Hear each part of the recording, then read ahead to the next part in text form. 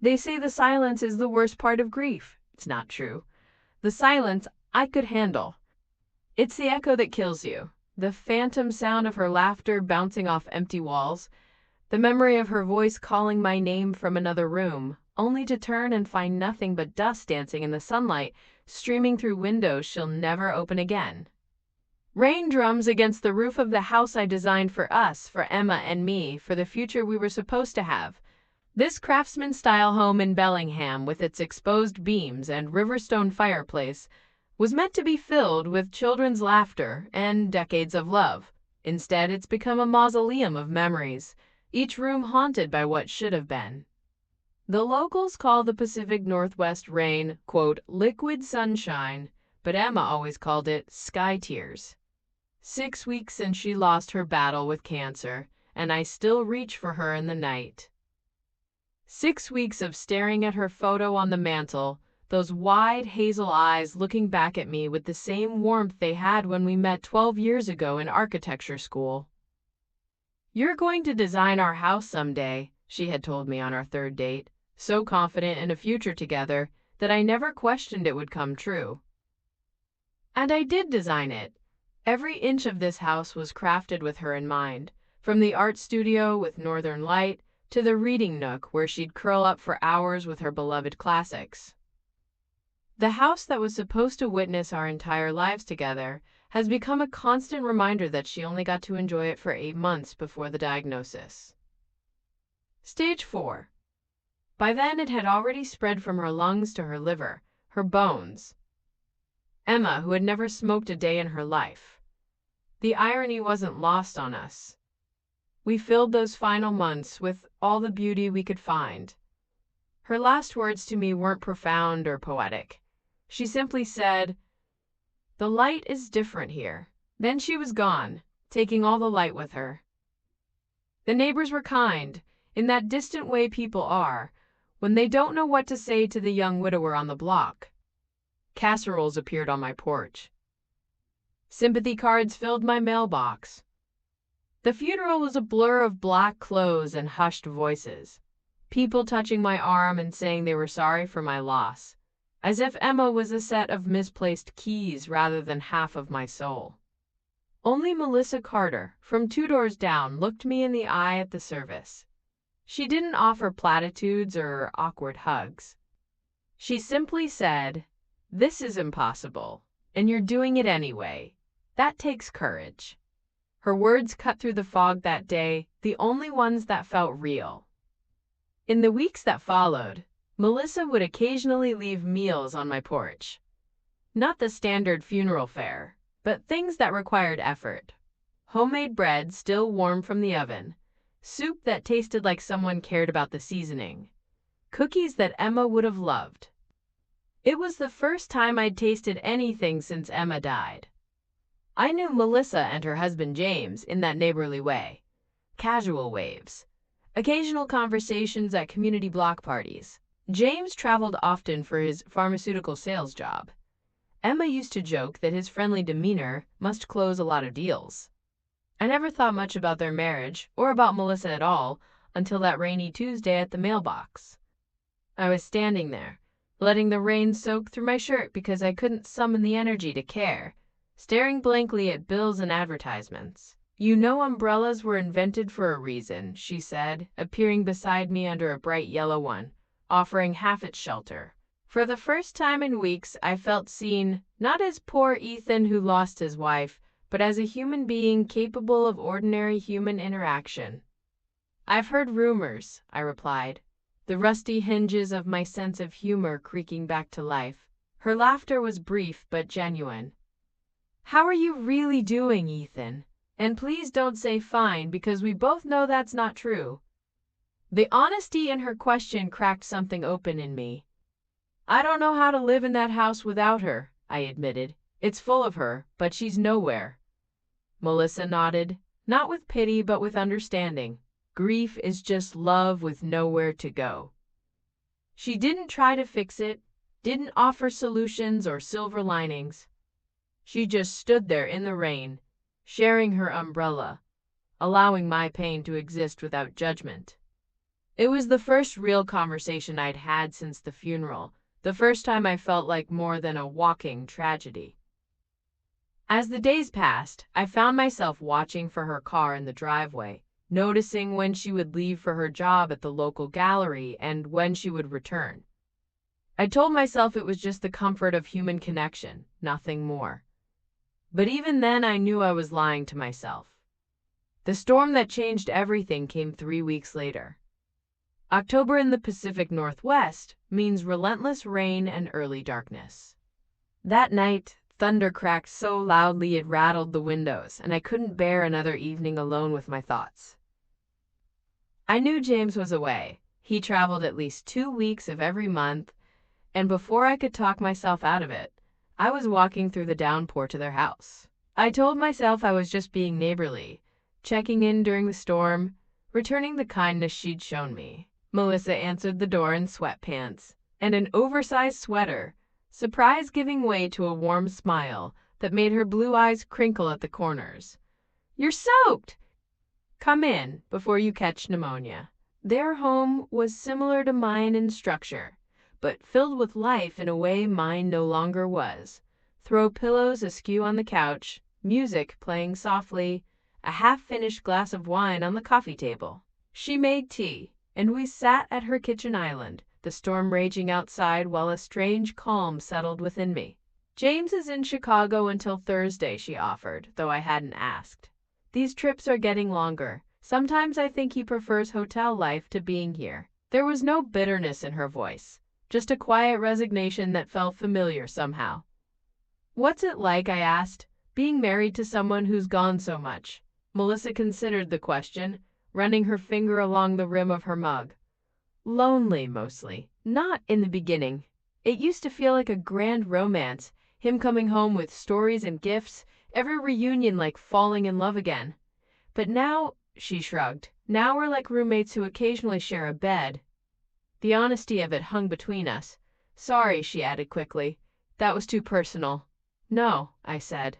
"Personal feels real. Everything else feels like I'm walking underwater lately." We talked for hours, about everything and nothing. Books we'd read, places we'd traveled, dreams we'd had. When she reached for the plate of cookies between us, our hands brushed, and an electric current shot through me, so foreign and forgotten that it made me gasp.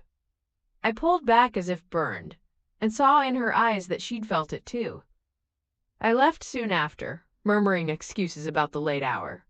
But the sensation of her skin against mine followed me home, haunting me more vividly than any memory of Emma that night. Standing in Emma's studio the next morning, early light filtering through the north-facing windows, I held one of her paintbrushes and asked aloud, "Is it wrong to want to feel something again? Anything besides this grief?" There was no answer but the distant cry of seagulls from the bay. I could almost hear what Emma would say, though. She was always the more pragmatic one, less bound by convention. "Life is for the living, Ethan," she would tell me. But was this living, or just another form of dying? I couldn't stop thinking about Melissa. I found myself checking the time, calculating when she'd be heading to the gallery, engineering accidental meetings at the mailbox or the local coffee shop. Each time, conversation flowed easily, but beneath it ran an undercurrent of something dangerous, something I wasn't ready to name.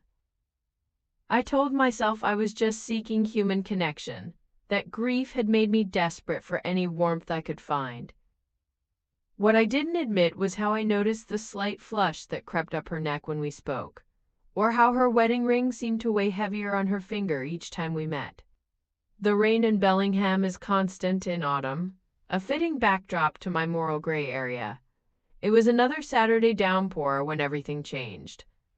I was attempting to sort through Emma's clothes, a task I'd been putting off for weeks, when the doorbell rang. Melissa stood on my porch, completely soaked, her blonde hair darkened and plastered to her face, wearing nothing but a light jacket against the elements. "I was walking to clear my head," she said, her voice almost lost in the sound of rushing water from the gutters. "I don't know why I ended up here, but we both knew why." I invited her in, offered her a towel, and poured her a glass of the whiskey Emma and I had been saving for our anniversary. We sat on opposite ends of the couch, the space between us charged with unspoken possibility.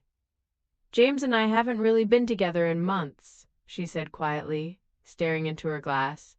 "Not physically, not emotionally.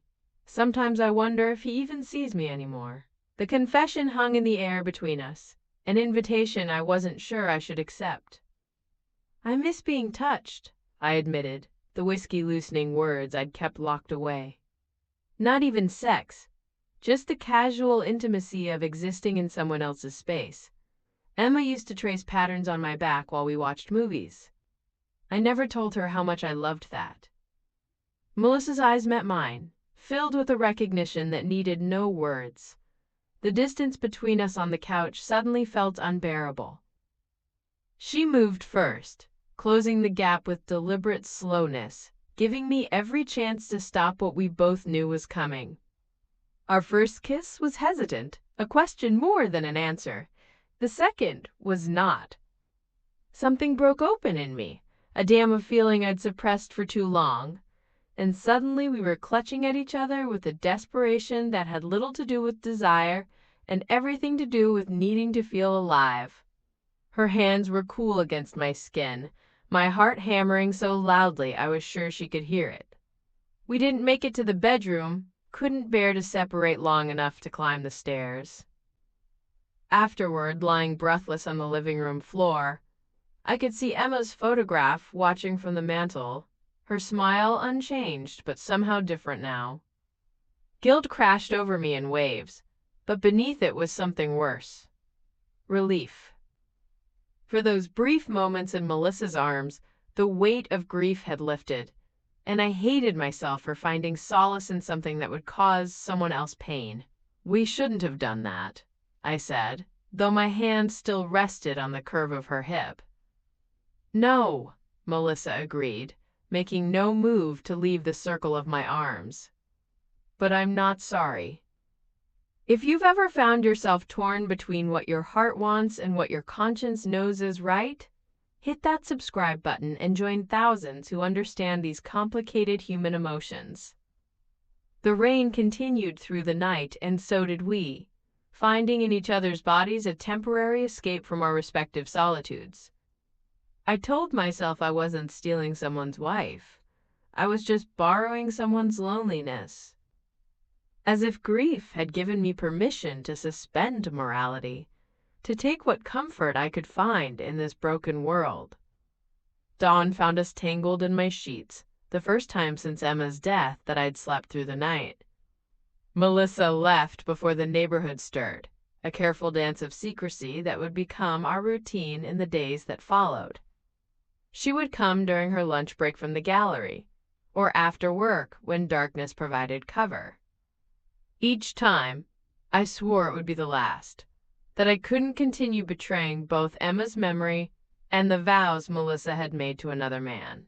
Each time, the moment she appeared at my door, those resolutions crumbled like sand.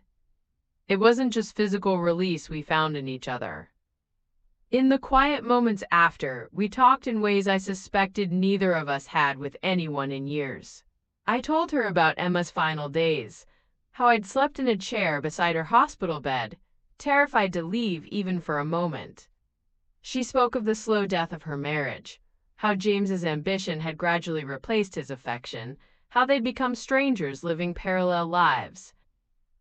I used to dream of him coming home early to surprise me, she confessed one evening, her head resting on my chest. Now I dread it, because we have nothing to say to each other anymore. The irony wasn't lost on me, that I, who would give anything for one more day with my wife, was entangled with a woman who felt nothing when her husband walked through the door. Guilt shadowed every moment of pleasure, growing heavier with each encounter. I began to see Emma everywhere, not just in photographs or her belongings, but in daily things. The way sunlight hit the kitchen counter at noon, exactly where she used to sit and sketch. The specific creak of the third stair that always made her laugh. The herb garden she'd planted that somehow continued to thrive without her. I felt her absence more acutely now, as if my betrayal had summoned her ghost more vividly. Dr. Sarah Mitchell, my grief counselor, noticed the change in me during our weekly session. "You seem different today, Ethan. Less submerged." I nearly told her everything then, desperate for absolution or condemnation. Anything but the moral limbo I was suspended in. Instead, I mumbled something about good days and bad days, about grief's unpredictable nature. She nodded, but her eyes said she didn't believe me. "Grief makes us vulnerable to things we might otherwise avoid," she said carefully. "Be gentle with yourself, but remember that healing doesn't come from creating new wounds." Her words followed me home, echoing in my mind as I waited for Melissa's familiar knock. That night, our time together felt different, more tender than passionate, tinged with a melancholy we both recognized but didn't name, as if we both sensed an ending approaching. The text came while she was still in my arms, James, messaging that he'd finished his meetings early and would be home tomorrow instead of Thursday. I felt her body tense, reality intruding into the bubble we'd created. "I should go," she whispered, but made no move to leave. We stayed that way until twilight filled the room with shadows, holding on to something we knew we couldn't keep. When she finally dressed to leave, tears glistened on her cheeks. "Sometimes the right thing and the wrong thing feel exactly the same," she said, her hand on the doorknob. I didn't have an answer for that. I watched from my window the next evening, as James's car pulled into their driveway. Melissa emerged from their front door, her smile visible even from this distance as she embraced him. The casual intimacy of their reunion, his hand on the small of her back as they walked inside, the way she took his suitcase, felt like a knife twisting in my chest. Not from jealousy, but from the sudden, stark reality of what we'd done. In that moment, I saw our affair for what it was. Not love, but two drowning people clutching at each other, mistaking mutual desperation for connection. I avoided the mailbox for days, took different routes to the grocery store, kept my blinds drawn. Grief, which had briefly receded during those stolen hours with Melissa, returned with reinforcements, now accompanied by shame that burned like acid in my throat. During my next session with Dr. Mitchell, I sat in silence for nearly 10 minutes before she gently asked what was on my mind. "How do you forgive yourself," I finally managed, "when you've done something that goes against everything you thought you believed in?" She considered this carefully. "Forgiveness isn't about erasing what happened, Ethan. It's about creating space for something new to grow alongside it. We are all capable of actions we never imagined in moments of great pain or loneliness." I wanted to believe her, but all I could see was James's face, imagining the devastation that would destroy him if he ever learned the truth. A week after James's return, my doorbell rang. I opened it to find him standing there, a 6-pack of craft beer in one hand. "Thought you might want some company," he said with a genuine warmth that made me nauseous with guilt. "Melissa mentioned you'd been having a rough time lately." I almost refused, almost invented an excuse, but the naked kindness in his expression made that impossible. We sat on my back deck, watching the rain create ripples and puddles, drinking in companionable silence. James was a good man, not the neglectful husband Melissa and I had painted him to be in our justifications, but someone doing his best in an imperfect marriage, just as she was. "I worry about her when I'm gone so much," he confessed after his second beer. "This job, it's not what I wanted, but the money means security for our future, for the family we hope to have someday." The casual mention of their planned future together was the final weight that tipped the scales of my conscience. I couldn't be the man who stole that future from them, who broke apart something that might yet be repaired.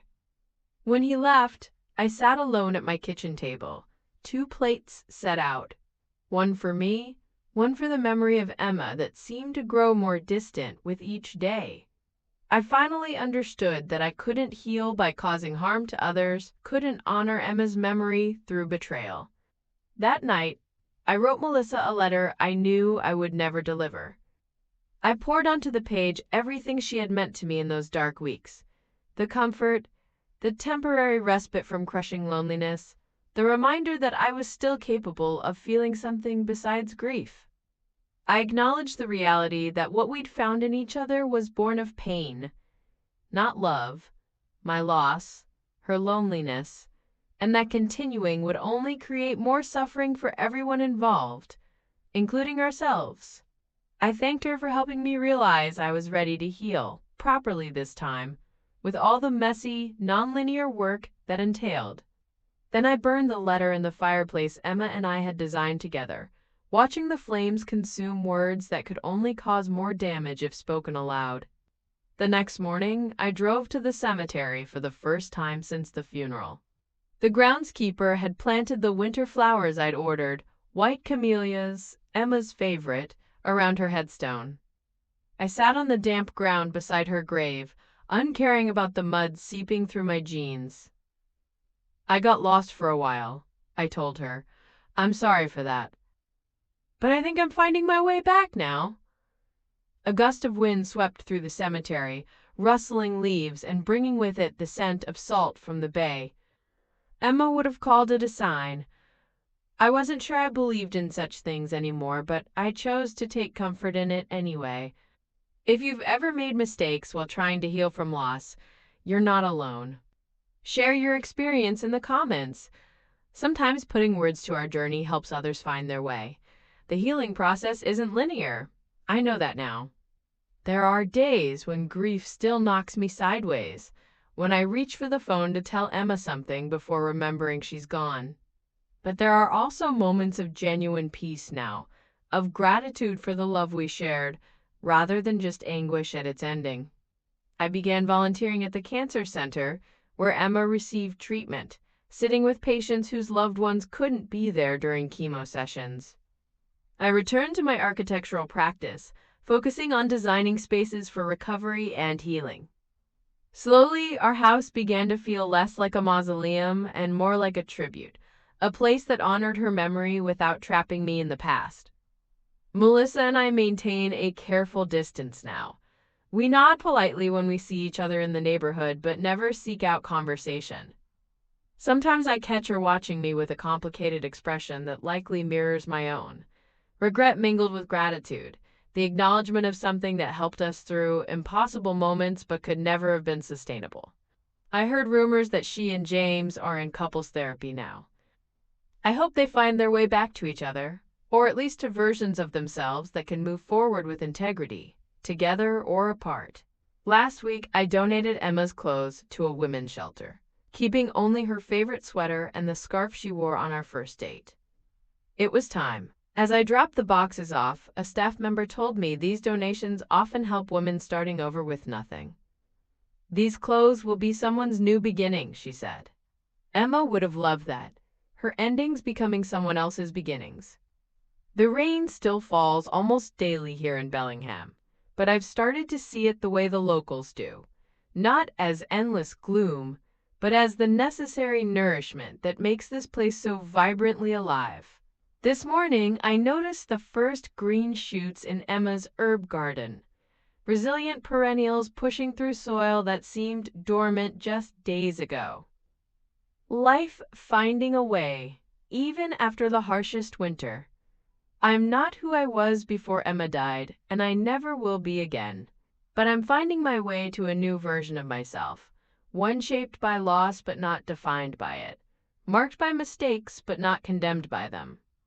If this story of grief, temptation, and ultimately choosing a better path resonates with you, please consider subscribing to hear more stories of the complex journey through loss and healing. Your comments help build a community of understanding for those walking similar paths. As I stand at my window watching another Pacific Northwest sunset paint the sky in impossible colors, I think about what Emma said in her final moments. The light is different here. Maybe she wasn't talking about death at all, but about the perspective that comes after profound loss, how everything is illuminated differently once you've loved and lost and found the courage to love this broken world anyway.